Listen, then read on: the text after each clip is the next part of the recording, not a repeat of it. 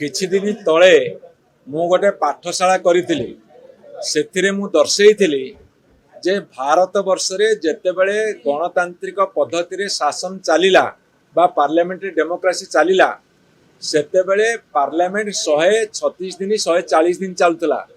वर्तमान 40 दिन भी चली पारु नाही।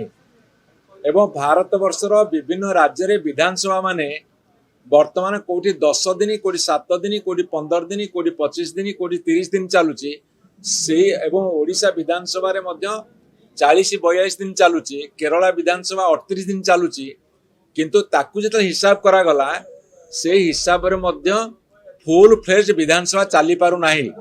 तेबे विधानसभा काहे की हबो पार्लियामेंट काहे की हबो ए कथा को मु गुरुत्व सहकार उठेछि उठेबार आवश्यकता अछि।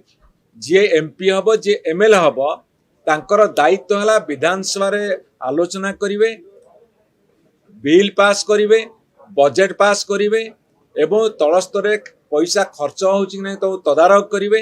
ए समस्त दायित्व निर्वाह करिवा कथा एमपी एमएलए मानकर मिनिस्टर मानकर।